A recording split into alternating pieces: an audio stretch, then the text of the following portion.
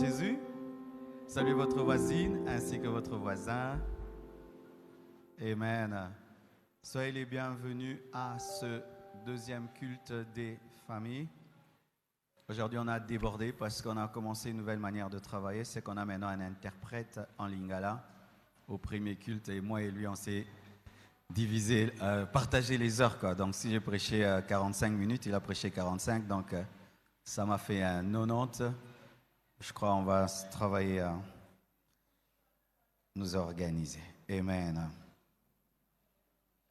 Alors, on peut aider la sœur à s'asseoir parce que je vais enseigner calmement. J'ai donné des enseignements sur l'eschatologie depuis janvier, février, mars, avril, mai, juin. Et là, je ne dis pas que j'ai tout dit, mais on va s'arrêter là. C'est beaucoup d'enseignements. Allez relire cela, écouter cela. Aujourd'hui, nous allons revenir à notre manière de travailler. Donc, avoir des cultes des familles, des cultes de puissance, des cultes d'équilibre, des cultes de sanctification. Et quand Dieu donne un message qui nous demande de couler pendant 3 mois, 4 mois, on le fait. Mais donc, aujourd'hui, nous aurons notre culte des familles. Parce que le Seigneur m'a appelé à enseigner aux couples, à enseigner aux familles. Et c'est ce que nous allons faire. C'est dans le message d'équilibre que le Seigneur nous a donné. Donc, c'est un culte des familles et un culte d'équilibre. Amen. Le thème de mon enseignement ce matin, c'est 10 sortes de divorces. Tu peux dire à ton voisin 10 sortes de divorces, ton voisin de gauche, ton voisin de droite, ton voisin de devant, celui de derrière, seulement celui qui te sourit. Nous sommes debout, nous allons lire 3 passages de la Bible. 1 Pierre 5, versets 8 à 9. Soyez sobres, veillez. Votre adversaire, le diable, rôde comme un lion rugissant, cherchant qui il dévorera. Résiste-lui avec une foi ferme, sachant que les mêmes souffrances sont imposées à vos frères dans le monde. Éphésiens 6, 12 à 13, car nous n'avons pas à lutter contre la chair et le sang, mais contre les dominations, contre les autorités, contre les princes de ce monde de ténèbres, contre les esprits méchants dans les lieux célestes. C'est pourquoi prenez toutes les armes de Dieu afin de pouvoir résister dans le mauvais jour et tenir ferme après avoir tout surmonté. Malachie 2, verset 16, car je hais la répudiation ou le divorce, dit l'Éternel, le Dieu d'Israël, et celui qui couvre de violence son vêtement, dit l'Éternel des armées, prenez donc garde en votre esprit et ne soyez pas infidèles. Prenez place, s'il vous plaît. Il y a très longtemps, j'ai eu une vision d'un démon.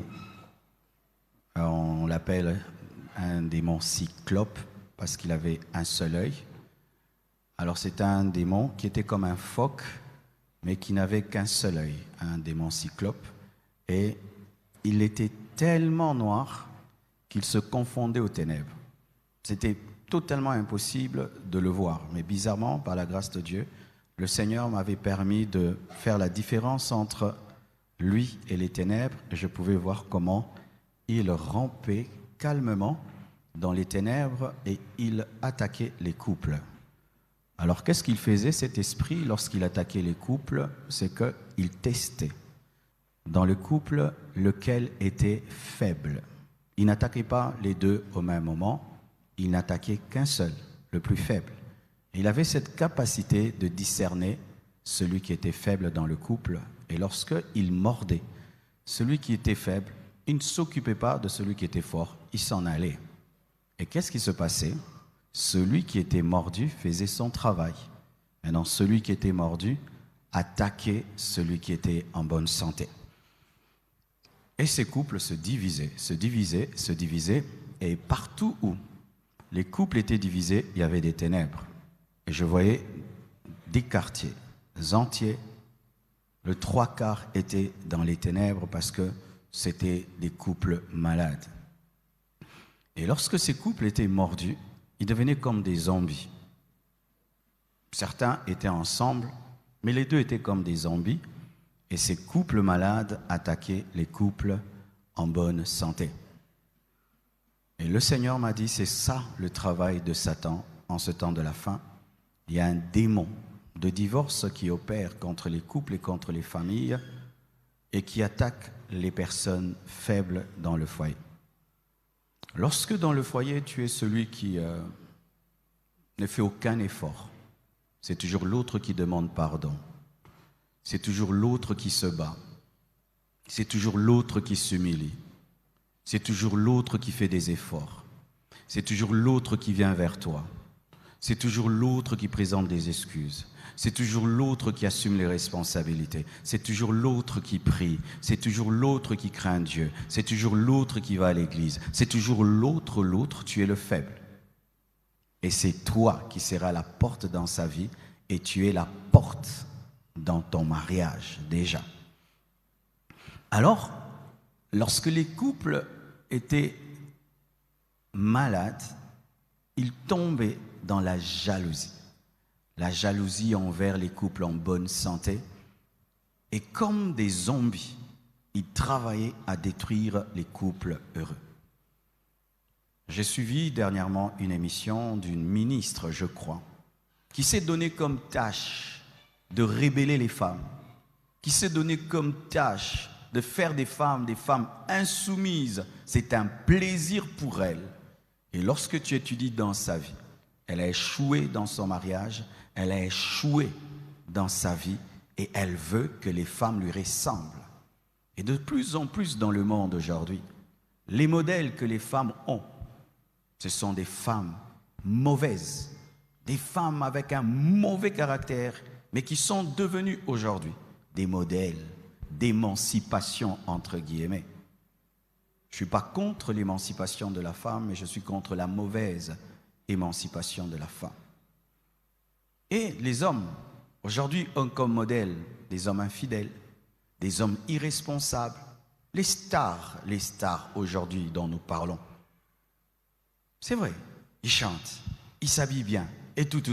Mais en tant que père de famille, est-ce que ce sont des modèles? Les stars de la télévision, de la musique, tout le monde veut être ceci, cela. Mais en tant que père de famille, est-ce qu'ils sont à imiter? Les gens qui font des concerts et qui mettent une femme presque nue, non nue, sur le podium. Et tout le monde dit « Waouh, c'était waouh ». Mais vous n'avez pas vu une femme nue? Un père de famille qui met une femme nue sur son podium et personne ne voit. Des modèles pourrissent l'humanité. 10 sortes de divorce. C'est-à-dire que tu peux te retrouver dans un divorce sans savoir. C'est vrai que la finalité du divorce, c'est aller devant le juge et puis vous signez, puis chacun va. Mais le divorce commence souvent autrement. Le premier verset que je viens de vous lire, dans 1 Pierre 5, verset 8, la Bible nous dit d'être sobre et de veiller, parce que malgré que nous sommes des chrétiens, nous avons un ennemi, Satan. Mes frères et sœurs, même si nous sommes chrétiens et que le diable a été dépouillé, il demeure un ennemi qu'il faut respecter. Sinon, l'apôtre Pierre n'allait pas le dire. Il rôde autour de ta famille, il rôde autour de ton couple. Frères, sœurs, ce n'est pas seulement une petite fille qui rôde autour de ton mari, il y a pire que ça, il y a le diable qui rôde autour de ton mari. Eh bien, tu perds ton temps tout le temps à fouiller son téléphone, mais tu ne prends pas le temps de prier pour ton mari. Il y a plus qu'un petit garçon qui dérange ta femme, il y a un démon qui cherche à détruire ta femme, et tu es là trop jaloux, mais tu ne pries jamais pour ton épouse, tu ne pries jamais pour tes enfants, alors que Satan aimerait les détruire, les anéantir. Il y a un esprit qui rôde autour de nos familles, qui rôde autour de nos couples pour détruire, anéantir. Et le secret, pour le vaincre, il faut avoir une foi ferme. Pas seulement la foi, La Bible dit une foi ferme, c'est-à-dire une foi qui demeure.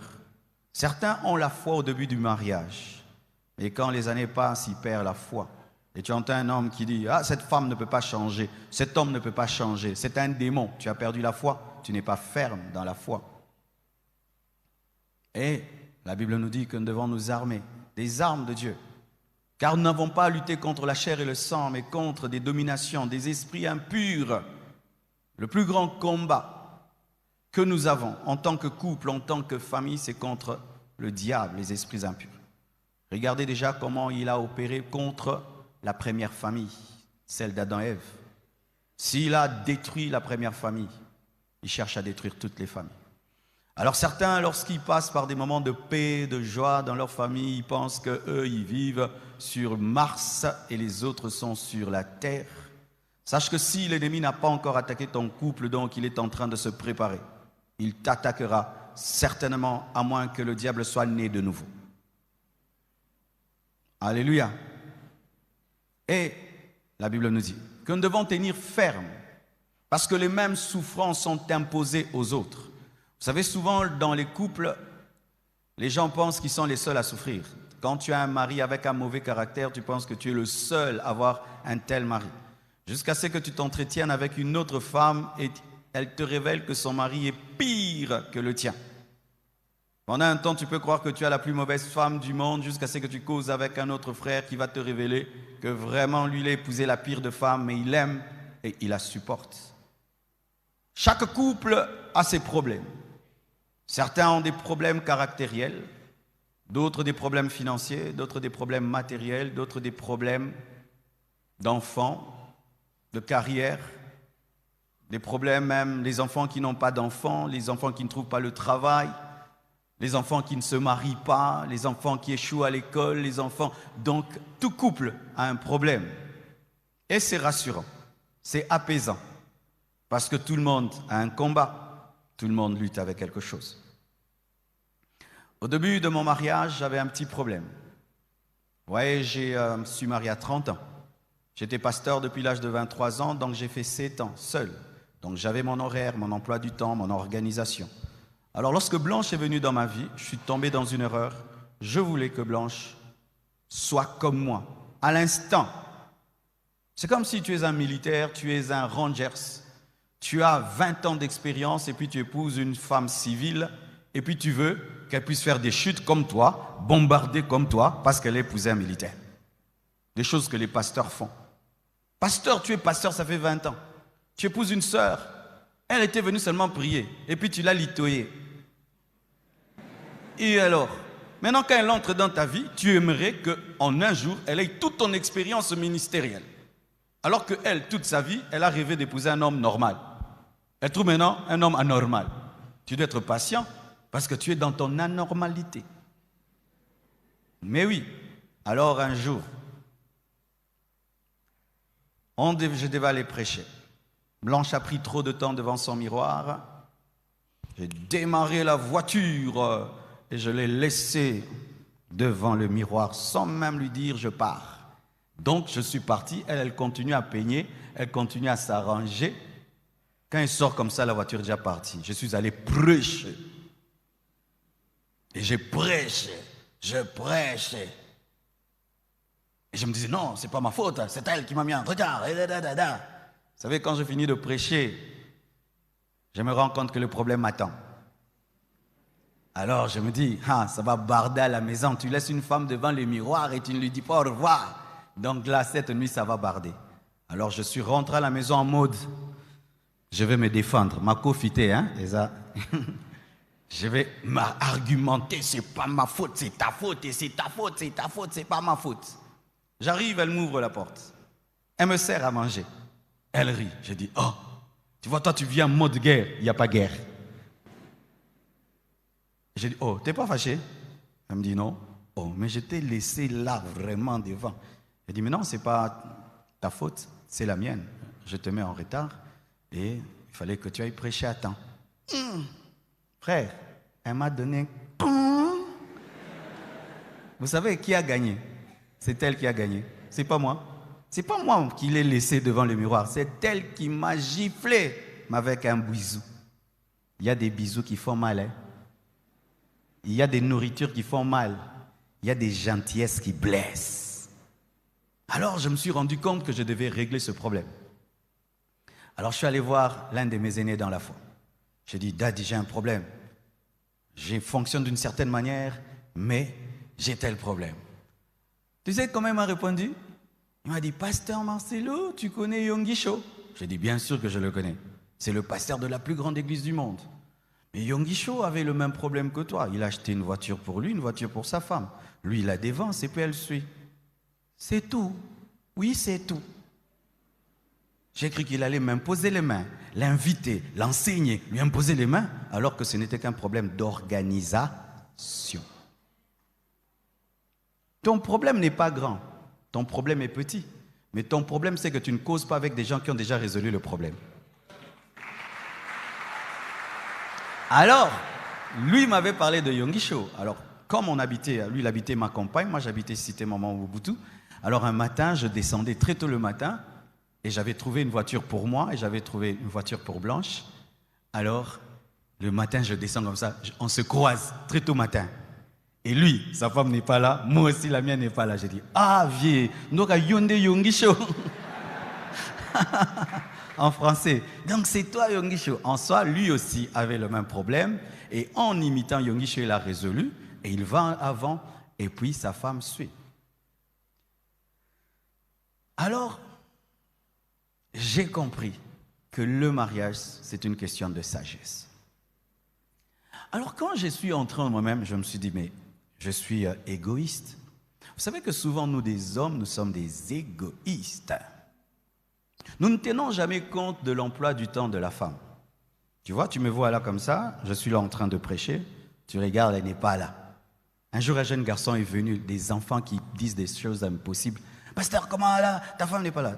Toi, tu connais comment mon couple est organisé au côté de rabat. Elle n'est pas là. Mais tu sais pourquoi elle n'est pas là? Parce qu'aujourd'hui, toute la famille voyage pour 1 mois. Et on va aller dans 3 pays.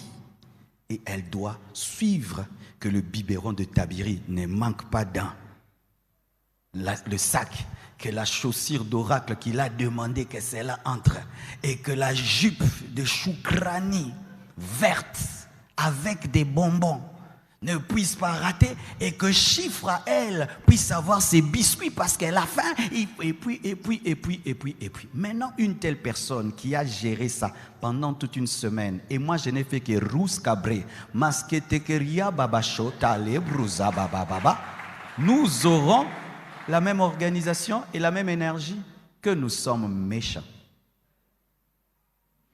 Les mamans ne disent pas maintenant, Tika nanga na bandote nanga blomsus. Nazo côté labino. N'ayez pas peur des papas. Maman, donne-moi la main.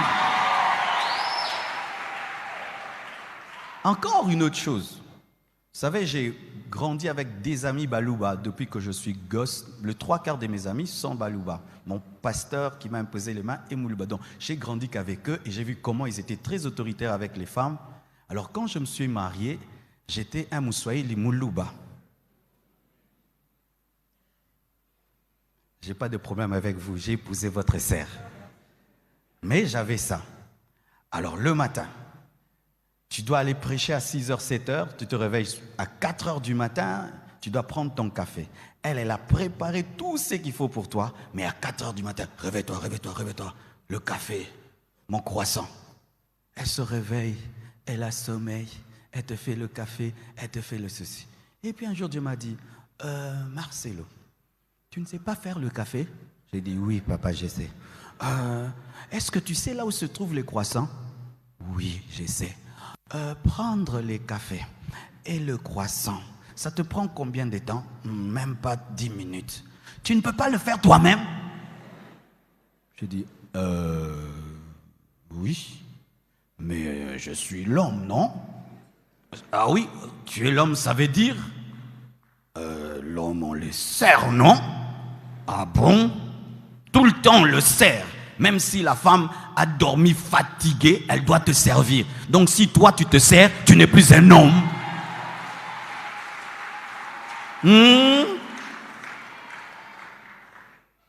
Tu dis eux.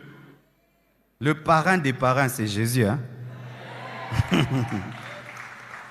Depuis le matin, comme moi je viens au premier culte, je ne la dérange pas parce qu'elle a préparé. C'est que je vais manger au deuxième culte, au troisième culte, que les enfants puissent aller à l'écodime, que les enfants puissent aller propres là-bas, soient bien habillés. Et je ne sais même pas ce qu'ils ont porté pour l'écodime.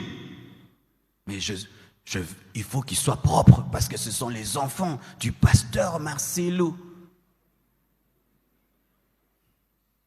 Je me réveille, je la fais bisous, et puis je prends mon café, je prends mon croissant, je viens, je prêche.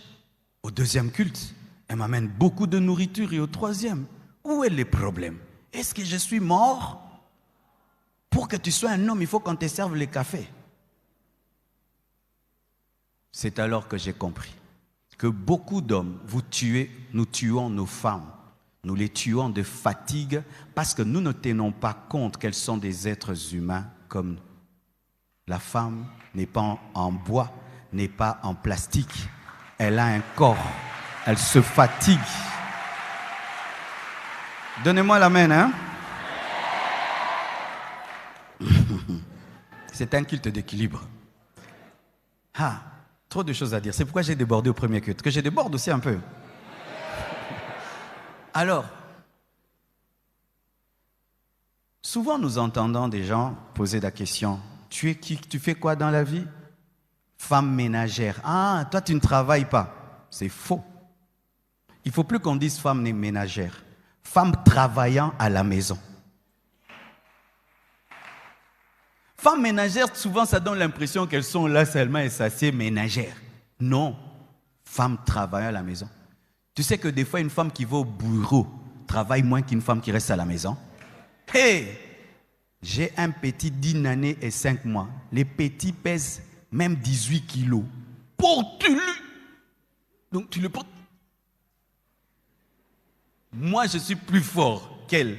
Mais après quelques minutes, va chez maman. Mais elle n'a pas ma force. Mais elle porte comment? L'amour exagéré d'une mère. Mais prendre soin de cet enfant, prendre soin de la maison, prendre soin de ceci. Et si en plus de faire ça, elle fait des affaires et puis elle travaille, une telle femme, il faut la respecter. Il faut l'honorer. Dites à vos femmes merci pour la maison qui est propre. Dites à vos femmes merci pour la nourriture qui est à table à temps. Dites merci à vos femmes d'être toujours propres, la chemise propre, la chaussure propre, la ceinture propre. Tu es propre, propre, les ongles coupés. Dites merci pour ça. Et s'il faut donner un salaire, combien par mois? Il faut payer ta femme. Rien que la nounou qui porte ton enfant un peu, tu lui donnes $200. Ta femme avec tout ce qu'elle fait pour toi. Minimum $10,000 par mois. Vous avez des dettes, hein? Et tu te permets d'oublier son anniversaire et de ne donner que des bisous les jours de l'anniversaire. Quelle escroquerie! Donne-moi la main. Dis équilibre. Ok, avançons. En français, je ne suis pas venu détruire vos couples. Alors, Dieu, dans Malachie 2, verset 16, révèle sa haine pour la répudiation. Même si aujourd'hui le divorce est à la mode, mes frères, Dieu est le divorce. Même s'il y a des hommes de Dieu qui divorcent et qui continuent à prêcher, Dieu n'aime pas le divorce. Même si les gens ont des arguments pour nous convaincre, Dieu n'aime pas le divorce. Je vous parlerai des raisons bibliques du divorce, mais sachez que Dieu n'aime pas le divorce. Le divorce n'est pas dans la volonté parfaite de Dieu. Amen. Quand même, Moïse a permis aux Juifs de divorcer en présentant une lettre. Il ajoute, c'est à cause de la dureté de votre cœur. C'est-à-dire que lorsque le cœur est rempli d'amour, il est capable de pardonner, de supporter, d'endurer. Parlons à présent de la première sorte de divorce. Le divorce en pensée. Cela est arrivé dans Matthieu 1, quand je donne les versets, même si je ne le lis pas, vous les placez pour que j'aille vite. Dans Matthieu 1, verset 19 à 20, il s'agit de Joseph. Joseph, lorsque Marie a eu la grossesse, il a dit que cette femme a trompé. Et comme c'était un homme bon, il a voulu la répudier en secret. Et la Bible dit que lorsqu'il pensait, comme il y pensait, voici un ange du Seigneur lui apparut en songe. Il pensait au divorce. Et je vous assure que si l'ange Gabriel ne s'était pas manifesté pour empêcher ses pensées, Joseph et Marie allaient divorcer. Imaginez Joseph qui divorce avec Marie. Ce serait grave. Pour ceux qui ne savent pas, c'est Joseph qui a joué le rôle de protecteur. C'est Joseph qui recevait les songes pour protéger Jésus. C'est Joseph qui a amené Jésus-Christ en Égypte. C'est Joseph qui a empêché que Jésus-Christ meure avant le temps. Et imaginez donc Marie qui a une grossesse et il n'y a pas Joseph. Jésus serait en danger. Alors Dieu a arrêté cela.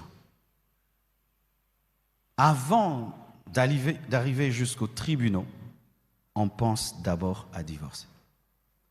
J'aimerais poser une question. Si on refaisait le monde, on recommençait le monde à zéro, qui épouserait sa femme? N'élevez pas la main, je ne veux pas des problèmes dans les foyers, dans le cœur seulement. Si on disait on recommence tout à zéro, qui épousera son mari? La plupart, ce sera pardon.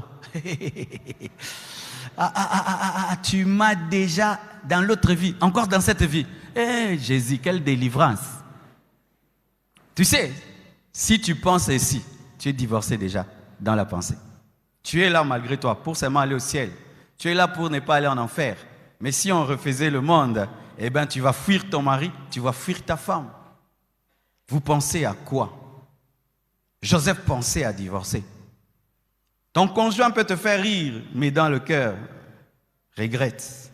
Elle regrette, il regrette. C'est déjà un premier pas pour le divorce. Faites très attention à vos pensées. La Bible dit, soyez transformés par le renouvellement de l'intelligence. Laisse Dieu transformer ta manière de penser. Pense pardon, pense patience, pense changement, transformation, fidélité, amour, ne pense pas divorce. Deuxième sorte, le divorce affectif. Lorsque vous lisez Genèse 29, versets 30 à 31, Jacob aime Rachel. Et à la place de Rachel, on lui donne Léa. Et la Bible révèle que Jacob aimait Rachel plus que Léa. Lorsqu'il découvre que c'est Léa qu'il a épousée, il était vraiment en colère. Et Léa ne recevait pas de l'amour. C'est pourquoi même Dieu avait rendu Rachel stérile. La stérilité de Rachel, c'était un équilibre divin. Dieu avait vu que Léa n'avait pas l'amour et Rachel en avait. Donc tu auras l'amour de ton mari, mais tu n'auras pas d'enfant. Celle qui n'est pas aimée reçoit les enfants et celle qui est aimée n'a pas d'enfant. C'était un équilibre divin. Mais à la fin, Dieu a eu pitié de Rachel. Elle a eu Joseph et en enfantant Benjamin, elle est morte. C'était un équilibre. Mais Jacob n'avait aucune affection pour Léa. Est-ce que tu continues à ressentir quelque chose pour ta femme? Est-ce que tu continues à ressentir quelque chose pour ton mari? Est-ce que les signes d'attention et d'affection continuent, comme quand vous étiez fiancés? Parce que c'est ça le baromètre. Est-ce qu'aujourd'hui, vous vous aimez comme dans les fiançailles? Quelle est la dernière fois que tu as appelé ton mari chéri, ta femme chérie? Quelle est la dernière fois que vous avez rigolé? Quelle est la dernière fois où vous êtes serrés dans les bras? Et même, quelle est la dernière fois que vous êtes embrassés? Beaucoup de mariés ne s'embrassent pas. Ils se donnent des bisous au front. Mais les célibataires à qui c'est interdit, voleurs que vous êtes. Ce n'est pas à vous. En soi, les célibataires sont comme les enfants des pauvres. Les enfants des pauvres ont beaucoup d'appétit. Et les mariés, souvent, sont comme les enfants des riches. Ils ont la nourriture, mais ils ne mangent pas. On vous permet d'embrasser, vous n'embrassez pas. Mais c'est à qui c'est interdit. Partout, partout, partout. Je saute là, vous êtes mal à l'aise. Alléluia. Blanche m'a interdit de prêcher de telles choses, j'arrête. Il paraît qu'il ne faut pas trop dire des choses comme ça dérange les parents quand ils viennent avec les enfants. On évolue. Mais, est-ce que quand tu vois ta femme, tu ressens un feu? Quand tu vois ton mari, tu ressens un feu? Vous savez que quand vous ne manifestez pas de l'amour et que vous avez des enfants, vous êtes en train de mal éduquer les enfants. Vous savez, un garçon qui a vu papa serrer maman dans ses bras, faire bisous à maman, danser avec maman, rigoler, lui aussi va rigoler avec son enfant. Mais si toi tu es papa Tarzan à la maison, quand tu arrives là, tout le monde, même la femme te vouvoie. Votre chef, chef. Ton fils aussi va dire chef. Parce que papa Tarzan engendre des Tarzans. Ça te coûte quoi, papa, de grire avec ta femme? Tu es doux avec tout le monde, sauf avec ta femme. Tu es douce avec tout le monde, sauf avec ton mari. Ta gentillesse, c'est pour le monde entier, mais pas avec ton mari. Lorsque c'est ton mari, tu changes de voix. Lorsque ce sont les autres, tu es poli. Quand c'est ton mari, pas de politesse. Quand c'est ta femme, tu es dur. Quand ce sont les autres, tu es doux. Un divorce affectif. Il n'y a plus de mots doux, il n'y a plus de câlins, il n'y a plus de romantisme. C'est maintenant, où est ma nourriture? J'ai pas encore mangé. Rêvez celui qui dort, il a des problèmes. Avec une grosse voix comme ça, tu dors. Où est ma nourriture? Les enfants sont où? Où sont mes chaussettes? Oui, où sont tes chaussettes? Mais où est ton amour aussi? Où est ta tendresse aussi? Ça, tu ne demandes pas. Et ce n'est pas parce qu'on a vieilli qu'on ne peut pas s'aimer. C'est pourquoi j'aime bien. Regardez comment les Blancs vieillissent avec leurs femmes, avec leurs maris. La vieillesse ne touche pas leur amour. Mais les Africains, plus on vieillit, plus... tika, oh, il bloque à Banamiketi, tika. Bolingwezana agité. L'amour n'a pas d'âge. Alléluia. Mais vous, plus vous vieillissez. Nana Tindakio. Qui t'a envoyé? Troisième, le divorce au niveau de la vision. Genèse 19, versets 25 à 26. Dieu détruit Sodome et Gomorrhe et il dit à Lot de ne pas regarder Sodome et Gomorrhe. Et qu'est-ce qui se passe? Lot regarde la plaine et regarde la montagne, mais sa femme regarde Sodome et Gomorrhe. Sa femme devient une statue de sel et Lot finit à la montagne, ses filles l'enivrent. Et il y a les Moabites et les Ammonites qui naissent parce que la femme était morte. Vous savez que si sa femme n'était pas devenue une statue de sel, ses filles n'allaient pas l'enivrer et le violer. Et il n'y aurait pas les Moabites et les Ammonites qui sont devenus les ennemis d'Israël. Donc, ce divorce a engendré l'inceste. Quand vous causez, chacun a sa vision et son rêve. La femme veut aller aux États-Unis, l'homme veut rester au Congo. Des choses qui se passent aujourd'hui. Comment vous pouvez être marié, mais vous ne choisissez pas d'habiter ensemble? Moi, je ne prêche pas ça. Alléluia. L'homme quittera son père et sa mère et s'attachera à sa femme. Alléluia. Tu épouses une femme qui est aux États-Unis. Toi, tu n'as pas la conviction de vivre là-bas. Elle doit quitter les États-Unis. Elle vient vivre avec toi à Lukwila. Alléluia. Pas les mariages, l'autre est en Europe et toi tu vis ici. Frère, vous n'êtes pas en fer ni en plastique. Hein? Vous avez la chair et le sang. Amen. Hein? Je n'encourage personne à faire cela. Je n'encourage personne. Et moi, quand je regarde mes aînés comme Jean-André Vernou, Osborne et tous, ils étaient au même endroit avec leurs femmes. S'il va quitter les États-Unis pour aller servir Dieu en Afrique du Sud, sa femme suit là-bas. Mais ce n'est pas que non, la femme aime l'Europe, l'homme aime l'Afrique. Mais en attendant maintenant là, quand vous faites 7 mois sans vous voir, 1 année sans vous voir, que se passe-t-il? Oh, que se passe-t-il? Que se passe-t-il? Un célibataire est capable de vivre ainsi. Mais quand tu as déjà la vie d'un marié, eh ben tu auras plus de combats qu'auparavant parce que cette capacité, Dieu te l'enlève parce que tu vis autrement. Alléluia. Tu veux te donner dans une carrière, l'autre ne veut pas. Ça fait que chaque fois, vous vous disputez. Pourquoi? Vous n'avez plus la même vision. La femme regarde Sodome, toi tu regardes la montagne. C'est un divorce au niveau de la vision. Et c'est là que beaucoup commencent à se séparer. Ils ne voient plus le monde de la même manière. Ils ne voient plus le futur de la même manière. Dans le futur de la femme de Lot, c'était Sodome. Dans le futur de Lot, c'était la montagne. Divorce au niveau des paroles. Luc 6, verset 45 nous dit que c'est de l'abondance du cœur que la bouche parle. Chaque fois que vous vous chamaillez, on se sépare. Mais pourquoi vous finissez toujours par « on va se séparer, on va se séparer, je vais m'en aller, je vais te remballer chez vous ». Est-ce que ta femme, c'était une marchandise qu'on remballe? Tu vas rentrer chez vous, on va se séparer, tu vas rentrer chez vous, je vais m'en aller, je vais m'en aller. La Bible dit que la mort et la vie sont au pouvoir de la langue. La Bible dit que Dieu créa par la parole. Vous appelez des démons, des esprits de divorce en parlant du divorce. Quel que soit le niveau des disputes, ne dites pas « on va se séparer ». Ne dites pas « tu vas t'en aller ». Ne dites pas « je vais te ramener chez vous ». Quand tu le dis, l'esprit de divorce se promenait et dit « ah, bah beninga » et puis il va venir chez vous. Quel que soit le problème. Tu peux dire « non, tu m'as énervé, tu m'as blessé, non, vraiment, il faut que tu changes ». Mais on va se séparer, je vais m'en aller, je vais m'en aller. On va se séparer. Quand vous le dites. Et sachez que quand vous avez des enfants, et que les enfants vous entendent dire ça, ils se sentent en insécurité. Un enfant qui voit les parents s'échamailler, on va se séparer. Vous voyez un enfant qui commence à échouer à l'école. Hein? Il y a des enfants qui échouent seulement à l'école parce que pendant qu'il étudie, il entend, ils vont se séparer. Maintenant, je vais aller avec qui? J'aime papa, j'aime maman. Je dois donc choisir entre... Pendant qu'il pense à ça, les cours sont en train de passer. Le professeur est en train de parler. Il n'est pas là. Au lieu de dire 4 plus 4, c'est 8. Et il écrit un 9, et puis demain un 10. Et puis on gueule sur lui. Il n'est pas là. Il se dit, bah, même si je me bats dans la vie, moi je me bats pour aider papa et maman ensemble. Maintenant, papa sera à gauche. Et puis papa va se remarier. Maman, l'enfant commence à être un philosophe et puis l'enfant échoue. Et vous commencez à chasser les démons, vous commencez à taper les enfants. Je te paye beaucoup d'argent pour tes études et tu échoues. Mais c'est toi qui me fais échouer. Je t'entends dire des choses qu'on ne dit pas. Et même d'autres, vous allez même vous appeler vos enfants.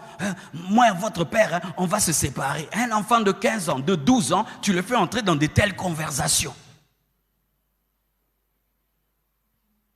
Alléluia. Le divorce sans parole engendre les divorces en action. Et un autre divorce, le divorce spirituel. Dans Genèse 19, versets 25 à 26, toujours au sujet de Lot et sa femme. Lot obéit à Dieu, la femme désobéit. C'est lorsque vous vous mariez, mais tout d'un coup, l'un prend le chemin du monde et l'autre demeure dans la foi. L'un prend le chemin de la chair et l'autre le chemin de l'esprit, et vous devenez un chrétien et un païen. Mes frères et sœurs, faites très attention à ces gens qui viennent à l'église seulement pour chercher une femme et puis disparaître. Hein. Vous savez qu'il y a des gens ici qui ne sont même pas venus écouter ma prédication, ils sont venus chercher une femme. Lève ta main, on va te l'aider, t'aider à la trouver. Ouais, oh, à la compassion on enseigne bien, le pasteur enseigne bien les femmes. Vraiment, si tu trouves une femme de la compassion, tu vas trouver déjà l'éducation. Toi, tu es venu seulement là prendre une sœur et puis tu l'as fait rentrer dans le monde. Déjà. Qu'est-ce qui arrive? C'est qu'ils font un petit effort, ils viennent dimanche, ils suivent la formation, même baptême, il accepte d'être baptisé mais n'est pas converti. D'autres inventent même les parler en langue. Et puis on vous bénit ici. Un mois après, il ne vient plus à l'église. Pendant que toi tu pries, lui il fait le cross. Maintenant quand tu vas rentrer, tu voudras lui partager ce que j'ai prêché. Le pasteur nous a parlé de 10 sortes de divorce, et puis je me suis retrouvé dedans, notre couple. Lui n'est pas là-bas. Lui va dire, coach, donc pendant que toi tu parles de la parole, lui te parle du jogging. Samedi, tu veux te concentrer pour aller à l'église, lui il a l'idée d'aller en boîte jusqu'à 2h du matin. Et c'est ça. Faites très attention. Les païens aussi savent se déguiser en anges de lumière, comme leur père Satan.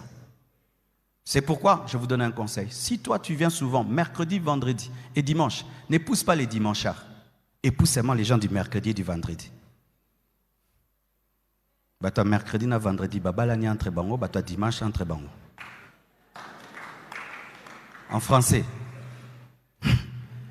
Ceux qui viennent en semaine se marient entre eux et ceux qui viennent dimanche entre eux. Pourquoi? Parce que s'ils n'avaient pas l'habitude de venir à l'église en semaine, lorsque vous allez vous marier, lui va te tirer vers le dimanche, alors que toi, pour que tu grandisses spirituellement, tu as besoin de prier mercredi, vendredi, d'être dans un département. Lui n'a que faire de cela. Qu'est-ce qui va se passer? Vous allez vous diviser. Toi, tu voudras servir Dieu. Toi, tu voudras t'approfondir, mais lui se contentera d'avoir un petit culte dimanche. La Bible nous dit que c'est au puits que Éléazar a recherché Rebecca, là où il y avait la parole abondante. Et si toi tu vis dans la parole abondante, tu ne peux pas choisir quelqu'un qui n'est pas dans la profondeur. Sinon, vous allez vous séparer.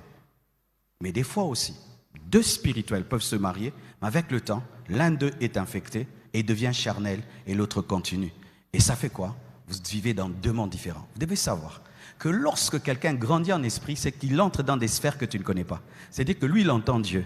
Il vit des choses dans la prière. Il comprend le monde autrement. Il a d'autres priorités, il a d'autres rêves. Et quand toi, tu ne grandis pas, tu n'auras plus les mêmes rêves. C'est-à-dire que vous serez comme deux droites parallèles dans une maison. Alléluia. C'est pourquoi il faut grandir ensemble. Parce que si vous ne grandissez pas ensemble, spirituellement, vous allez vous séparer. Regardez le couple d'Abigail et de Nabal. C'était un divorce spirituel. Elle comprend l'onction et les oins de Dieu. Elle reçoit David, mais Nabal est prêt à chasser David. Ainsi, Dieu a tué Nabal et David a épousé Abigail. Alléluia. Ne laisse pas l'autre grandir. Ne laisse pas l'autre servir Dieu. Vous allez vous séparer. Un jour, il comprendra des choses. Et puis, Dieu lui révèle que tout ce que vous avez, vous devez le donner aux pauvres. Maintenant, toi, tu es attaché à ses biens. Lui trouve que ce n'est rien. Regardez maintenant. Lui doit recevoir David. Toi, tu refuses. C'est pourquoi même Abigail est allée en catimini exercer sa foi. Alors que son mari ne savait pas. Elle a un peu désobéi parce qu'elle a fait le contraire. Pourquoi? Parce que spirituellement, ils étaient séparés. N'épousez pas les païens. Les chrétiens n'épousent pas les païens. Amen, hein? Ma sœur, le mariage ne vient pas, tu es âgé, reste seul. Amen. Vaut mieux rester seul qu'épouser un païen. Alléluia. Vaut mieux rester seul. Sinon, tu vas perdre la joie et le bonheur que tu as. Et vous savez, souvent, quand les gens sont célibataires, on dit qu'ils sont heureux. Ils pensent, oh, vous parlez trop. Non, il y a le bonheur d'être célibataire. Un célibataire seul qui est heureux, c'est mieux qu'un marié qui est mal marié. Donne-moi la main, célibataire. Acclame le Seigneur.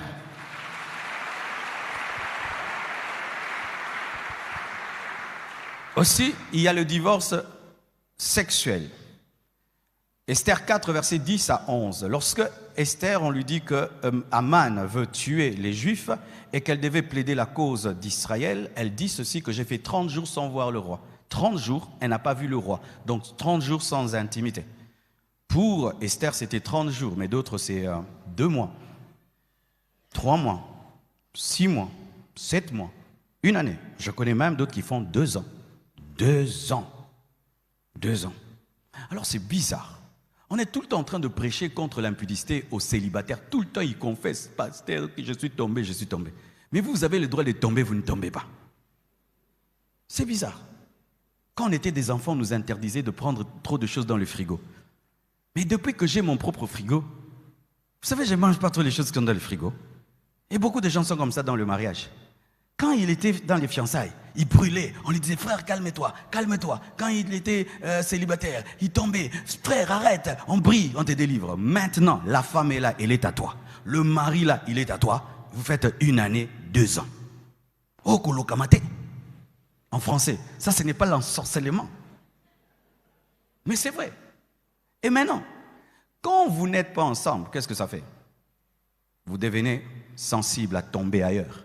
Parce que ce qui est bizarre dans les couples, vous allez voir, ils sont mariés, ils ont le droit d'être ensemble, mais ils ne sont pas ensemble, mais tu es attiré par une autre femme, attiré par un autre homme. C'est-à-dire que ton libido à toi ne fonctionne que dehors. Face à ta femme, tu es mort. Face à ton mari, tu es morte, mais face à une autre femme, face à un autre homme, tu te réveilles. Ça, c'est une attaque démoniaque.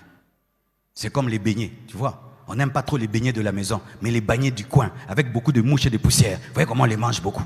Et c'est rempli de quoi? De typhoïde. C'est pourquoi tu as le typhoïde dans ton mariage. Quand on construit une maison, on met des briques. Mais pour que ça tienne, il faut le ciment. Et Dieu a créé l'intimité comme étant un ciment. C'est pourquoi beaucoup de couples, lorsqu'ils se chamaillent et qu'ils doivent se réconcilier, ils finissent par l'intimité parce que c'est un ciment. Alors imaginez que ce mur, on l'ait construit sans ciment. On est placé seulement des briques et puis on met la peinture. Qu'est-ce qu'il y aura? Lorsqu'il y aura la tempête, ça va tomber. Et un couple qui n'a pas d'intimité ne sait pas résister face aux problèmes. C'est pourquoi vous êtes nerveux. Vous êtes tout le temps en colère. On pense que tu as des problèmes. Non, tu as d'autres problèmes, d'autres problèmes. Tes problèmes proviennent du fait que tu ne bénéficies pas d'un produit chimique qu'on appelle la dopamine que Dieu a disponibilisé dans le corps afin de donner la paix. Oui, il y a un produit. Vous prenez des diazépams, vous prenez plein de choses, mais Dieu a donné l'intimité comme étant une source de ce produit-là qui est l'hormone du bonheur, afin de te donner la paix. Mais toi, tu es marié, tu n'en profites pas, mais tu as des problèmes au travail, tu as des problèmes partout, mais tu es stressé parce que tu n'as pas le temps de prendre le médicament. Alléluia. Vous vous chamaillez, la solution que vous avez, tu dors dans le salon. Pourquoi? Vous ne pouvez pas vous chamailler et puis tu dors seulement dans la chambre. Chaque fois que vous chamaillez, tu prends toujours. Aux hommes, on dit SDF, hein? En français. Tu as un esprit d'SDF. Quoi, vraiment, hein? Non, si seulement vous chamaillez, tu sors de la chambre. Toi, tu n'aimes pas les lits. Vous chamaillez seulement, tu vas dormir au salon. Et les chaises du salon, c'est jamais confortable. Toi, tu dors au salon, l'autre dort dans la chambre. Même pire, vraiment, là, quand on exagère, tu vas dormir avec les enfants. Et les enfants savent que ces derniers temps, maman dort avec nous. Qu'est-ce que tu leur expliques? Qu'est-ce que tu expliques aux enfants? Quelle éducation tu donnes aux enfants quand toi, tu dors avec eux? Papa, tu dors au salon, tu laisses maman en train de dormir dans la chambre. Maintenant, l'enfant se réveille, il te trouve au salon. Qu'est-ce que tu vas expliquer? Et vous mentez. J'étais en prière. Tu priais Satan, hein? Même si vous vous chamaillez comment? Dormez ensemble. Ça fait ceci. Même si vous vous chamaillez, le matin, vous allez vous saluer. Si ce n'est pas le même jour, dans un jour, dans 2 jours, dans une semaine, un bonjour sortira de celui qui est le plus spirituel et ça va revenir. Et une stratégie.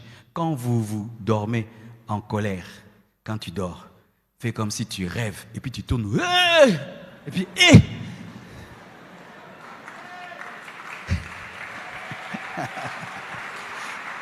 des stratégies. Les célibataires disent, le pasteur aujourd'hui n'est pas spirituel.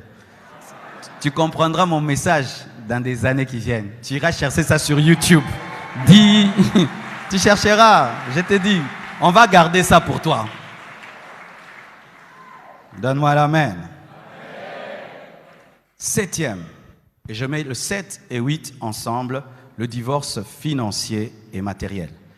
Ésaïe 4, verset 1 nous dit que 7 femmes diront à un juif, « Fais-nous porter ton nom, nous porterons nos propres vêtements, nous mangerons notre propre nourriture, mais fais-nous porter ton nom. » Ça veut dire que dans le mariage, on n'a pas besoin de ta bouffe, on n'a pas besoin de tes vêtements, mais on a besoin seulement de l'honneur. On ne veut pas, on aura notre argent, on aura nos biens, mais on veut seulement ton nom. On se marie, mais séparation des biens. Pour ma part, ça c'est ma part, je conseille aux chrétiens, lorsque nous nous marions, de nous marier selon le régime matrimonial de la communauté des biens. Quand est-ce qu'on fait la séparation des biens? C'est lorsque tu doutes que l'autre t'aime vraiment. Mais aussi, comment tu veux épouser quelqu'un que tu doutes qu'il t'aime vraiment? Mais il n'épouse pas. Alléluia. Oh non, j'ai fait la séparation des biens, peut-être qu'il m'aime pas. Mais on n'épouse pas. Amen. Hein? Toi, tu épouses et tu doutes. C'est déjà bizarre. Ou bien, tu as fait ton premier mariage, ton mari est mort, ou tu as divorcé avec des raisons valables. Je vais donner les raisons valables. Et tu as déjà eu beaucoup d'argent, l'autre aussi beaucoup d'argent. Et puis maintenant, il y a déjà des héritages des enfants derrière. Vous voyez, hein? Les noms des enfants dans les parcelles. Et l'autre venir faire tous les documents. Il faut vous entendre, au lieu qu'on s'embrouille avec les droits. Alors, on va faire la communauté des biens astreintes au zaké. C'est-à-dire, tout ce qu'on va acquérir ensemble maintenant sera à nous deux. Ça, je suis en train de réfléchir seulement. Mais l'idéal dans le mariage, c'est que tout ce qui est à l'homme soit à la femme et tout ce qui est à la femme soit à l'homme. Amen. Alors, qu'est-ce qui arrive lorsque on divorce financièrement et matériellement? Voici des mots qui commencent à sortir. Mon argent. Mon argent. Mon argent. Dis mon argent. Ma voiture. Ma maison. D'autres font rire même. Ma télévision. Ma télévision. Ma voiture. Mon argent. Et d'autres, ils vont plus loin. Surtout les hommes. Je te nourris. Moi, je travaille. Toi, tu restes ici. Je te nourris. Ah bon, tu es sûr? Si cette femme-là te cassait la tête tous les jours, tu aurais la force d'aller travailler? Un jour, je prêche. Un papa de l'église suit maman Blanche. Elle lui dit, maman, prends $1000. Oh, c'est moi qui ai prêché. Elle lui donne. Et puis, elle dit, pourquoi? Elle dit, un homme ne peut pas prêcher comme ça sans qu'on lui donne la paix. C'est sûr que tu donnes la paix, c'est pourquoi il nous prêche comme ça. Prends $1000. Et c'est vrai, hein? C'est vrai. Quand on voyait je prêche là, oh, pourquoi maman pasteur ne prêche pas? Maman Blanche, elle prêche tous les jours ici. Dans ma prédication, elle prêche. C'est une femme qui a compris qu'un homme de Dieu ne peut pas opérer dans la révélation de la parole sans la paix. Elle s'occupe de tout pour que moi, je sois concentré sur Dieu. Quand je prie, elle vient là, ça va? Quand je travaille, ça va? Ça va? Tu veux qu'on t'envoie un jus? Tu veux ceci? Quand j'étudie, je finis. Tu as eu combien à tes examens? Ah, j'ai eu 10 sur 10. Ah, mon mari, tu es intelligent. Et puis, sous courage, il est sous. Quand j'ai encore 9 sur 10, chérie, j'ai eu 9. Oh, tu es intelligent. La vie, maman Blanche, mon oracle, pensa. Quand tu me vois te prêcher calmement, j'ai la joie, la paix. Pourquoi? J'ai la paix à la maison. Si j'avais pas la paix, hey, je vais vous insulter, je vais vous maudire. Soyez bénis. Parce que j'ai la paix. Maintenant, tout ce que j'ai, qui me donne, c'est Dieu. Mais elle aussi, elle travaille avec moi. Elle est dans le ministère de la paix et du bonheur. Ok, tu ne comprends pas. Mais c'est moi qui travaille, c'est moi qui transpire. Ok, épouse une femme qui a la malédiction. Il y a des femmes, elles viennent dans ta vie, hein? Les déserts viennent aussi. Donc l'argent commence à partir, les voitures commencent à tomber en panne, tout commence à s'abîmer. Mais elle vient dans ta vie, tu étais pauvre, les choses viennent. C'est elle qui a fait venir. Joseph, quand il vient dans ta maison, tout est béni. Alléluia. Honore ta femme, respecte ta femme. Qu'elle gagne l'argent ou pas, elle gagne l'argent. Elle te permet de gagner l'argent. Donne-moi l'amen. Donne-moi l'amen. Arrêtez de dire c'est mon argent. Arrêtez de dire c'est ma voiture. Arrêtez de dire c'est ma maison. C'est notre maison. Alléluia. C'est notre voiture. C'est notre argent. C'est à nous. C'est à nous. Parce que vous êtes une seule chair. Et tout ce qui est à la main droite est à la main gauche. Cette montre est portée par ma main gauche. Mais est-ce qu'elle appartient qu'à la main gauche? Elle appartient aussi à la main droite. Elle appartient à mes yeux. Elle appartient à tout. Même si c'est la main gauche qui la porte, mais cette montre appartient au corps. Donne-moi l'amen. Ma maison, ma voiture, mon argent. Et pire, quand c'est la femme qui gagne l'argent. Yeah! Oui, que je parle un peu aux femmes. Hein, femmes, vraiment. Nous, quand on vous nourrit aussi, on ne parle pas trop. Hein? C'est rare les hommes qui parlent. Ils trouvent que c'est normal de nourrir une femme, de vêtir une femme, d'acheter une maison à une femme, d'acheter une... Mais sinon, on passe par la galère. Et que maintenant, c'est vous qui travaillez, qui ramenez le pain. Dans cette maison, je suis devenu l'homme. Je suis fatigué. Quand est-ce que je vais redevenir la femme? Honte à vous, hein? Il suffit que tu aides le mari un tout petit peu, tu vas le chanter partout dans la famille. Il suffit que tu contribues un tout petit peu, ce sera toi qui fais tout. Vous voulez la parité? Mais quand c'est vous qui aidez, non. Vous chantez pour les cadeaux, vous chantez. C'est moi qui l'habille. Je connais une femme même qui dit aux gens, hey, ton mari est beau, hein? C'est moi qui lui achète tous ces pantalons-là. Mais oui, mais oui. Je connais une femme, elle achète une belle voiture, son mari l'utilise. Hé, descends de ma voiture. Tu vas avec où? Ma voiture, ma voiture. Si c'est sa maison, hein, l'homme gueule. Hé, tu me gueules dans ma maison? Dégage, quitte ma maison. Tu dois lui faire sentir. Et quand Dieu le bénit, vengeance. Ah oui, hein? Au Congo, on dit, baseka mobalité. Même à 80 ans, il peut devenir ministre, surtout en RDC. Ah oui, faites très attention. Quand on aime, on donne sans compter. On partage sans compter. On donne avec joie. On arrête de tout calculer. C'est à nous. Et d'ailleurs, même les biens de ce monde, on se chamaille pour ça. Ça va rester. Quand les femmes sont contentes que les hommes meurent, pour que tu restes avec ça. Toi aussi, tu vas m'accompagner, non? Tu vas laisser. Quand Marie, ta femme est riche, toi, tu veux qu'elle meure pour avoir ça. Toi, si tu mourras, tu vas laisser. Nous sommes venus sans rien sur la terre et nous laisserons tout. Et pourquoi on va se chamailler pour des maisons, pour des voitures? Certains même, tu construis une maison, l'autre n'est pas au courant. Tu vas au chantier, mais tu dis je vais au coin, mais tu construis une maison.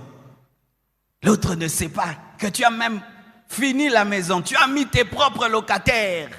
Le mari n'est pas au courant. On arrive au niveau de cachotterie.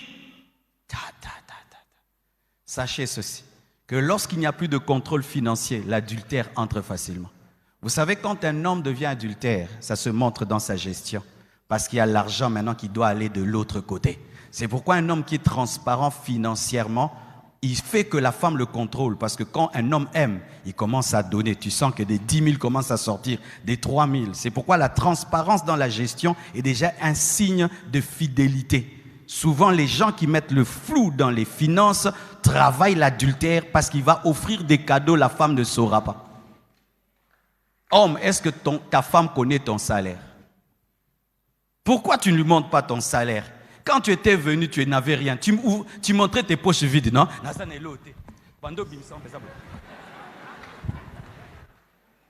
Maintenant, on te paye. Oh, fiche.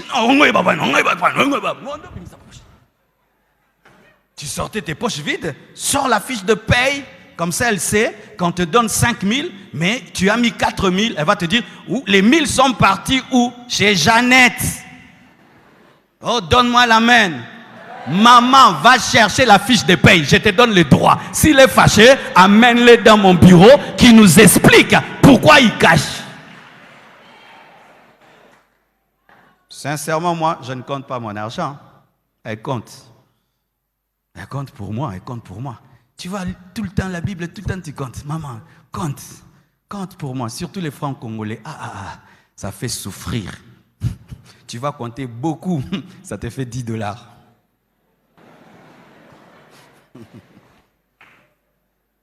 Alléluia. D'équilibre. Neuvièmement, le divorce juridique.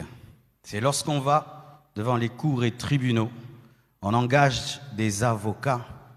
Et Deutéronome 24, verset 1 nous dit que Moïse avait permis qu'on puisse donner une lettre de divorce à une femme lorsque on ne sait plus vivre avec elle. Et il dit, c'est à cause de la dureté de votre cœur.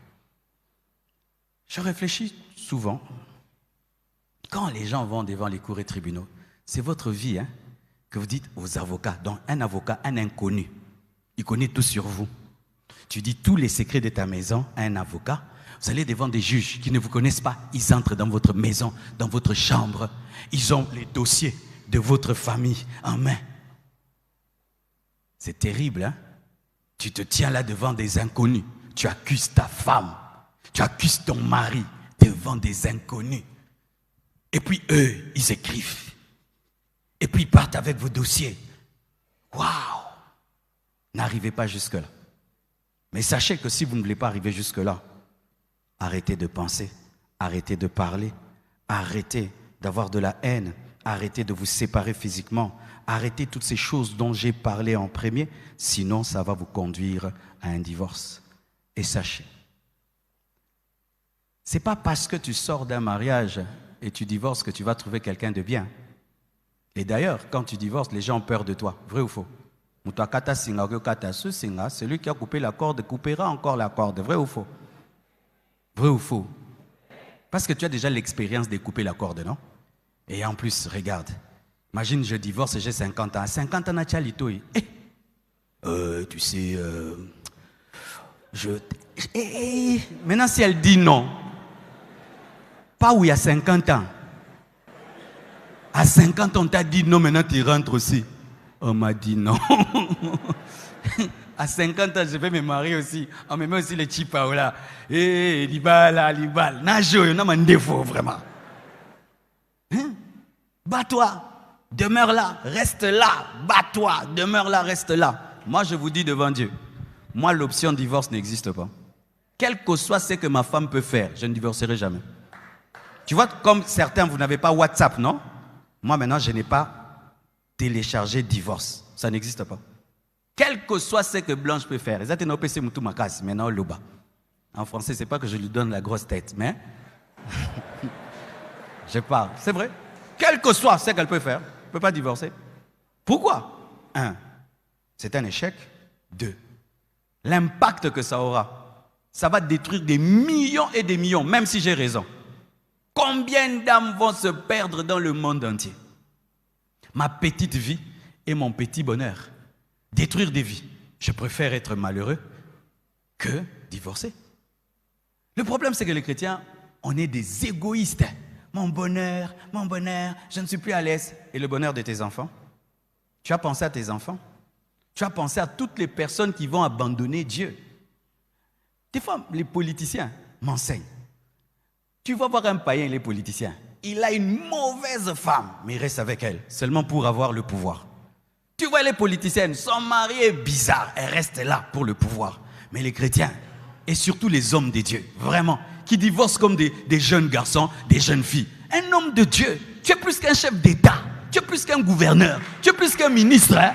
Et puis, pourquoi tu as divorcé? La femme avait un mauvais caractère, elle ne me respectait pas, elle m'insultait devant les fidèles. Rien que pour ça, vraiment, rien que pour ça. Rien que ça.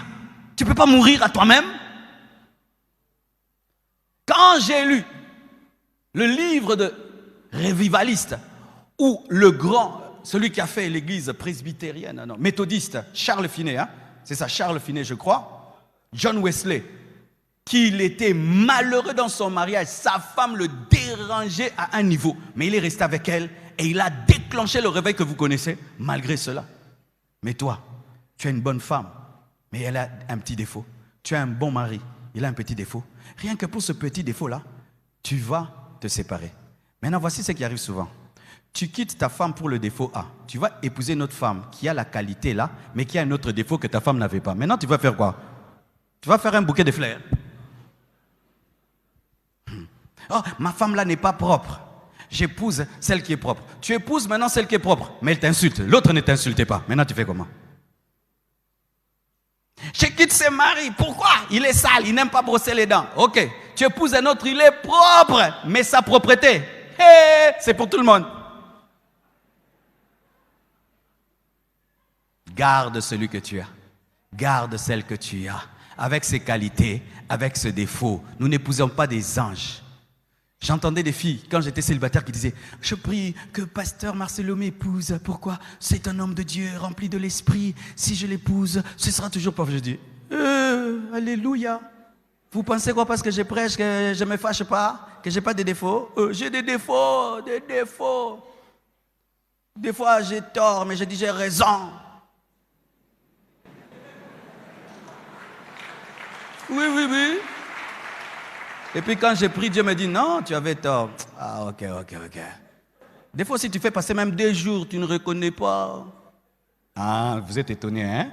J'habite pas le ciel. Je suis un être humain. Oh, Chandala, bro.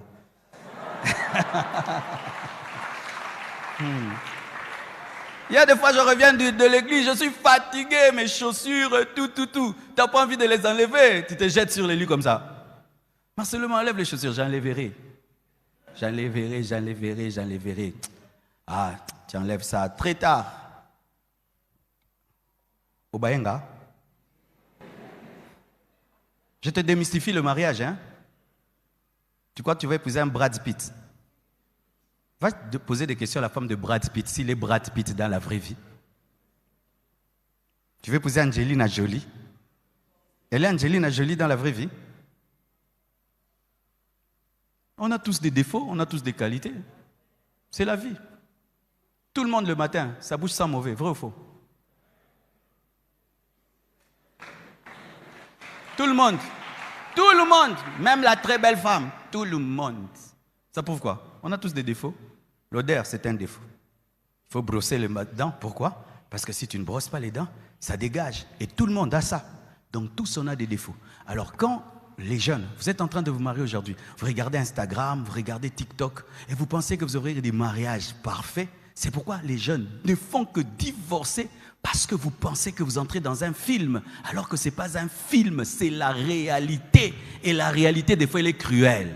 C'est pourquoi, chers célibataires, un petit conseil. Avec le make-up qu'il y a aujourd'hui, faites très attention. N'épouse jamais une fille si elle n'a jamais enlevé les mèches. N'épouse jamais une fille si elle n'a jamais enlevé le make-up. Nakobala yote. Longolanan. En français, je ne t'épouse pas. Enlève d'abord. Pourquoi vous en Libandio habité? Oui, elle peut avoir la calvitie. Hein? Vous savez qu'il y a des calvities ici? Un jour maintenant, vous avez le on a vu ça. Ah oui. Un jour tu dis, maman, sans mèche, journée sans mèche. Journée sans mèche. Je veux voir la couleur de tes vrais cheveux, l'état de tes vrais cheveux. Alléluia. Et si il t'aime comme tu es, quand tu ajoutes, ok. Mais il doit voir comment tu es. Frère, un jour tu fais sortir la fille là sous la pluie. Et puis le make-up tombe. Waouh! Maintenant tu vois les boutons, tu vois les cicatrices.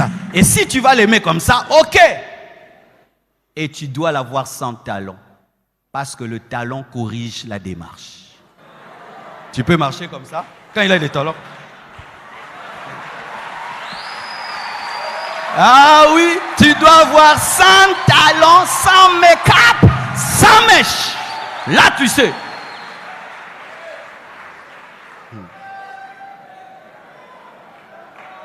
C'est la vérité. C'est la vérité. Nos papas se sont mariés vraiment. Parce qu'ils ont vu la femme comme elle était. Nos mamans, c'était normal. Maintenant, quand elle va ajouter, waouh. Il ne faut pas que quand tu ajoutes, c'est waouh. Il faut quand tu n'ajoutes pas, c'est waouh. Quand tu ajoutes, c'est ré waouh.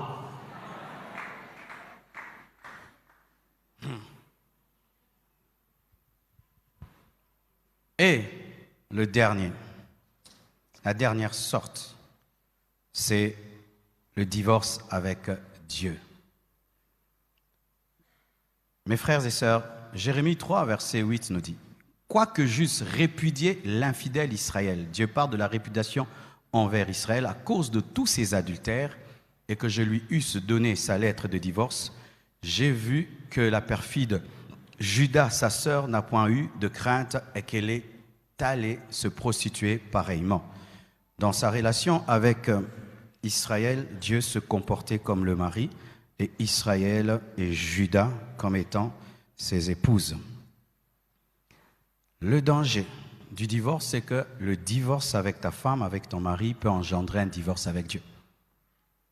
Si tu divorces sans des raisons bibliques, tu divorces aussi avec Dieu.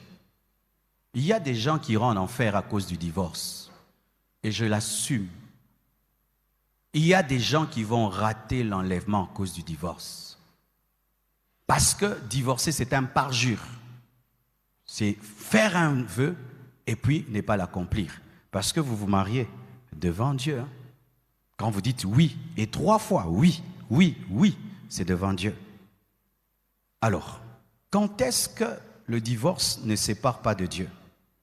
Le premier cas, lorsque tu t'es marié sur base d'un grand mensonge. Prenons l'exemple de Jacob et de Laban. Jacob aime Rachel, Laban lui donne Léa. Vraiment, s'il était en notre temps, il pouvait divorcer. Il dit non, moi j'ai épousé Rachel, tu m'as donné Léa. C'est-à-dire que tu épouses une fille. Tu lui disais, moi je me marie, j'aurai 4 enfants, 5 enfants, 6 enfants. Mais elle, on lui a enlevé la matrice. Elle sait qu'elle n'a plus de matrice. Mais elle te cache ça. Et dans le mariage, tu découvres.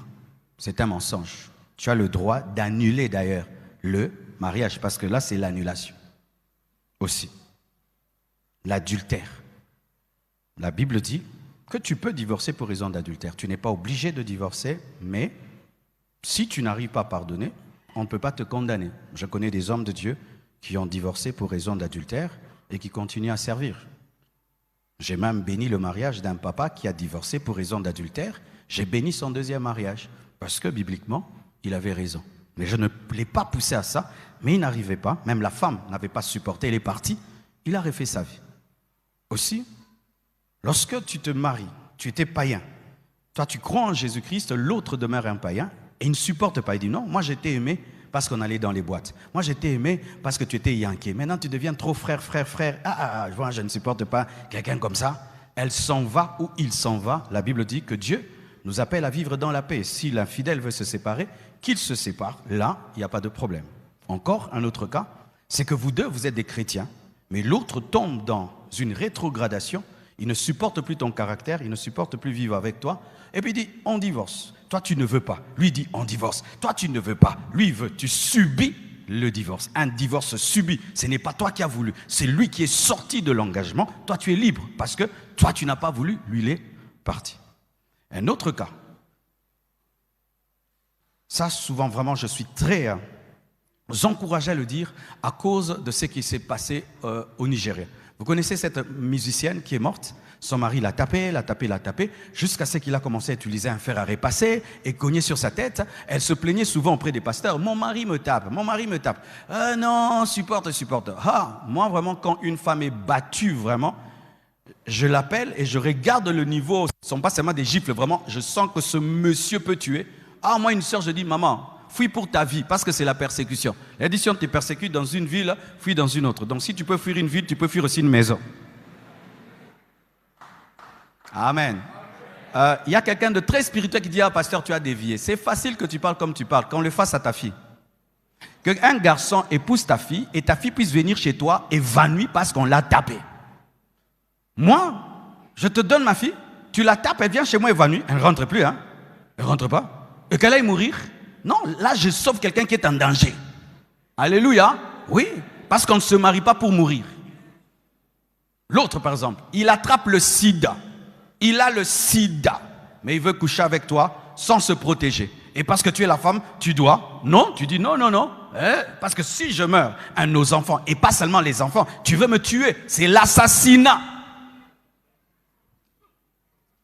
Femme. Quand ton mari commence à avoir une vie d'impudicité, tu dois lui exiger les examens de sida. Tu ne peux pas coucher avec lui sans te protéger et sans examen. C'est exposer ta vie à la mort. Ah oui, c'est vraiment sérieux. Donc, si l'autre, par exemple, a tenté de te tuer, tu t'es échappé, je ne peux pas te dire de rentrer, hein, si Dieu te convainc, mais moi je ne peux pas te dire, ou l'autre t'a empoisonné, tu vas à l'hôpital, on te dit non, celle qui a préparé pour toi, c'est elle qui a mis ça, le cyanure et tout, mais tu es sauvé, là c'est la mort. Mais pour le caractère, il est sale, il n'a pas d'argent, il est pauvre, il ne prie pas, c'est un sorcier, c'est un sataniste, il ne m'aime plus trop, je ne sens plus, surtout maintenant, je ne sens plus, je ne le sens plus, je ne sens plus, la flamme est morte. C'est parti. Je me sens vide. Le déclic est fini. Alléluia. Qui t'avait envoyé? C'est pourquoi. Vous voyez, ces choses dont je parle sont rares. C'est rare dans un couple qu'on veuille te tuer, qu'on te tabasse à mort, que l'autre te mente à ce point. Donc ce sont des cas très rares. C'est pourquoi, chers célibataires, arrêtez ces choses. Vous vous mariez après 2 mois. 2 mois. Tu me vois janvier, février. Tu dis oui. Tu as dit oui à quoi et à qui? Qui suis-je? Vous venez à l'église, vous rencontrez 4 fois dimanche. Vous dites oui. Oui à qui? Tu le connais. Tu épouses quelqu'un, tu n'as jamais vu, il est fâché. Secret, tu veux épouser une femme ou un homme. Fais-le fâcher. Nanko. Que tu vois comment il vibre. Ah oui. Parce que si tu viens de découvrir que lui, quand il se fâche, il prend des choses comme ça, il jette sur les gens, tu es cuit. Il faut faire des tests dans les fiançailles. Je vous dis la vérité. Chérie, fais ça. Je ne fais pas. Je ne fais pas, je ne fais pas. Oh, toi, tu joues avec moi? Je ne joue pas avec toi, mais je ne fais pas. Mais tu fais ça ton théâtre là, mais tu le testes. Yo! Ah bon? Tu ne m'as pas doté? Tu vas me frapper. Tu t'enfuis.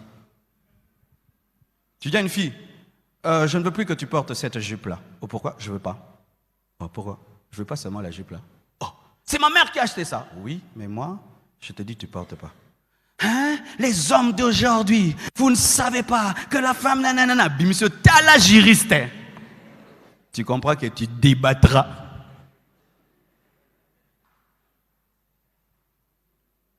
Tu aimes une femme propre? Offre-la un jour un mouchoir blanc. Et puis dis-lui, dans un mois, tu peux me le rendre. Ce que sont jaune. Tout chocolat. Si elle te rend, c'est jaune ou brun, tu es mal barré. Tu auras des draps terribles et des essuies qui ressemblent à des torchons. Mais en soi, qu'est-ce que je veux dire? Comment vous vous mariez sans connaître l'autre? Pourquoi vous avez des fiançailles rapides, sans profondeur, sans connaître l'autre? Même, tu ne connais pas sa famille, tu ne connais pas son éducation. Certains même, tu ne sais même pas ce qu'il fait dans la vie. D'autres, tu ne sais même pas où il habite. Tu ne sais même pas où il habite. Tu ne sais pas s'il est sanguin, il est colérique, flegmatique, mélancolique. Tu ne sais pas. Tu te maries comme ça. Tu ne connais pas l'éducation de sa famille. Tu ne sais pas comment ils vivent chez eux parce que tu peux épouser quelqu'un. Il est dans une famille bizarre qui va détruire ton couple. Tu ne sais rien de tout cela. Et vous vous mariez. Et pire maintenant aujourd'hui, vous vous mariez par Facebook, Instagram, TikTok. Waouh! Tu te maries à quelqu'un, vous causez sur WhatsApp. Quand tu causes avec quelqu'un sur WhatsApp, tu ne le connais pas? Parce que si moi, je vais causer avec une fille sur WhatsApp, je vais toujours mettre le bon filtre. Je saurais bien. Mais si tu n'aimes pas ma démarche, comment tu sauras sur WhatsApp? Si j'ai une manière d'être là qui est bizarre, tu ne sauras pas. Quand tu aimes quelqu'un qui est en Europe ou à l'étranger, sur Internet, il doit payer le prix de venir sur place. Et tu pas pour 2 jours. Non, tu ne peux pas prendre une décision après 2 jours. Pendant très longtemps, tu sais où tu mets les pieds. C'est pourquoi vous divorcez. C'est pourquoi vous êtes malheureux. Parce que vous vous mariez avec beaucoup de points d'interrogation. J'ai vu même des gens s'approcher ici, à Obanga, au Gansaki abattoir. Je vous dis, on m'appelle ça Maria Oyebe.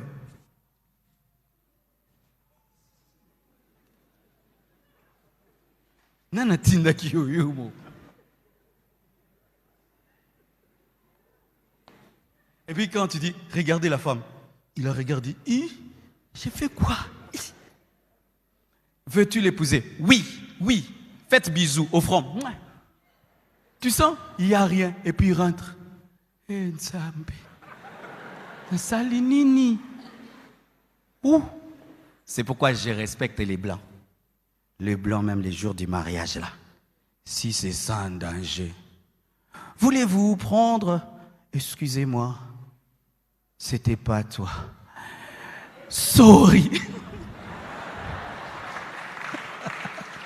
Oui, vraiment, je les respecte. Moi, vraiment, les gens qui arrivent au point où ils veulent commettre une erreur mais se ressaisissent, j'ai un grand respect pour ces personnes parce que beaucoup se marient, parce que la salle est payée, les parents sont là, l'église est au courant, mais eux-mêmes n'ont pas de conviction. Si plus tu vas vers le mariage, tu sens l'amour baisser, c'est un signe que tu dois t'arrêter. Moi, plus le temps passait, mon amour pour Blanche grandissait, grandissait, grandissait. Grandissez. Et puis, Binalembi. Yo, on a balo. Mais si vous allez vers le mariage, et puis, il n'y a plus de feu, et vous vous mariez sans feu, quand le mariage va enlever le mystère, parce que le mariage s'enlève le mystère, hein? Ah. Tu sais, tu peux avoir l'onction là, elle a peur de toi quand tu prêches. Mais quand tu l'épouses, oh, on m'a dit, balit. Ou que cette église, Mobimbo, oh, bon, en français, tu peux faire tomber toute l'église. Elle n'a pas peur de toi. Tu es son homme. Maintenant, si toi, tu as bâti ton mariage sur le mystère, mais il n'y a plus de mystère, maintenant, ça fait comme. C'est pourquoi je vous pose la question. Êtes-vous très amoureux? Vous qui voulez vous marier, je ne dis pas amoureux, très amoureux. Si ce n'est pas le cas, tu n'as pas encore trouvé, reste calme. Il n'y a pas de problème. Et il n'y a pas de problème, vous savez aussi, hein, c'est au Congo encore, qu'on dérange tellement les célibataires qu'on les pousse à se marier alors qu'ils ne sont pas prêts de se marier. Le mariage, ce n'est pas tu vas dans une fête, toute la nourriture est finie, mais l'opel est mort au bétigala qui est au lié. Tu vois, quand tu vas dans une fête, tu bois le coca, il n'y a plus de coca, tu prends le Fanta. Mais pas le mariage. Hein. Si ce que tu aimes n'est pas là, tu restes comme ça, jusqu'à ce que tu trouves. On ne prend pas parce qu'il n'y a pas, on prend parce qu'il y a. À bon entendeur, que Dieu vous bénisse abondamment.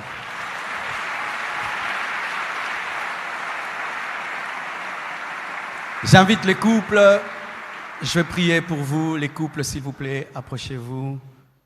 Il restaure encore,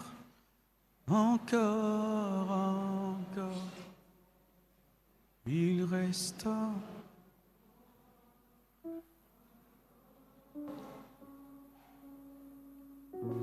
Il restaure encore le temps des miracles.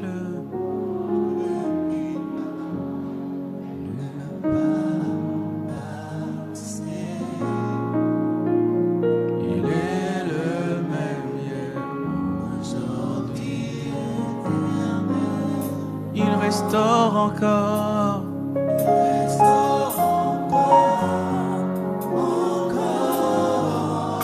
Il restaure encore. Il restaure encore.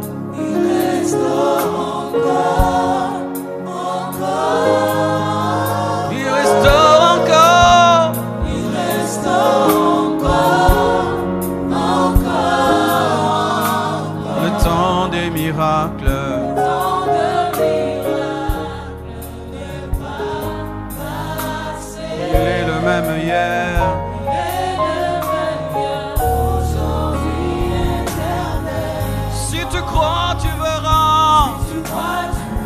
Tu verras, tu verras, tu verras,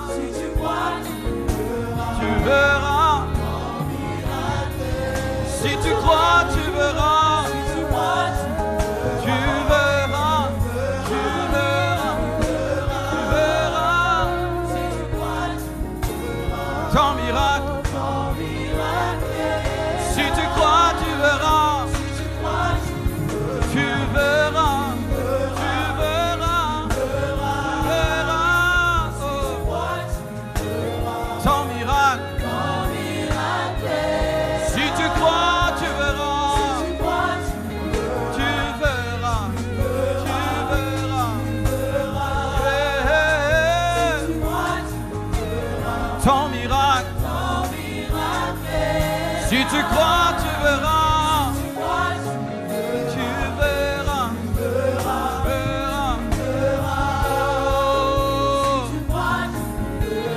Ton miracle. Vous allez mettre vos mains au niveau de votre poitrine, votre cœur. Refusez toute forme de divorce, toute forme de séparation. Prions au nom de Jésus. Et je prie à ceux qui sont restés assis de se tenir debout. Nous allons prier pour nos familles. Demander l'unité, l'unité, l'unité, l'unité. Et s'il y a quelque chose qui t'a touché dans le message, je te prie de prier par rapport à cela. Prions au nom de Jésus. Oh Seigneur, éloigne la division, éloigne les querelles, les disputes. Éloigne, éloigne, éloigne, éloigne, éloigne, éloigne, éloigne. Oh Père Tout-Puissant, je te supplie d'intervenir, de te manifester. Je te supplie, Père éternel, Dieu de gloire, de te glorifier. Je te prie, Seigneur, de donner l'amour profond, véritable. Je te prie, Seigneur, Dieu de gloire, de révéler ton plan parfait. à chacun de nous. Je prie que tu nous gardes de l'erreur, que tu nous gardes du divorce, que tu nous gardes, Seigneur, de toute pensée mauvaise. Tu nous gardes, Seigneur, des paroles, Seigneur Dieu de gloire, mauvaise. Tu nous gardes des mauvais sentiments, des sentiments négatifs. Que tu nous gardes, Seigneur Dieu de gloire, de l'égoïsme, de la cupidité, de l'orgueil, de l'infidélité, de l'insoumission. Nous chassons l'esprit de divorce au nom de Jésus. Nous chassons l'esprit de divorce au nom de Jésus. Nous chassons l'esprit de divorce au nom de Jésus. Nous chassons l'esprit de divorce au nom de Jésus. Nous chassons l'esprit de divorce au nom de Jésus. Père éternel, Dieu de gloire, je te supplie de restaurer les couples séparés, divisés. Je te supplie de réparer, Seigneur, la communion et l'intimité. Je te prie de réparer le dialogue et l'amour. Je te prie de réparer. Et je prie pour tous les célibataires. Je prie que tu leur donnes la sagesse. Je prie que tu leur donnes l'intelligence et le discernement. Je prie que tu les préserves de tout mauvais choix. Je prie, Seigneur, que ceux qui sont sur un mauvais chemin soient arrêtés par ton esprit. Fais-le, je te prie. Fais-le, je te prie, je te prie, je te prie, je te prie. Au nom de Jésus, je te confie toutes les familles. Je demande la grâce, la bénédiction. Je demande, Père, le bonheur.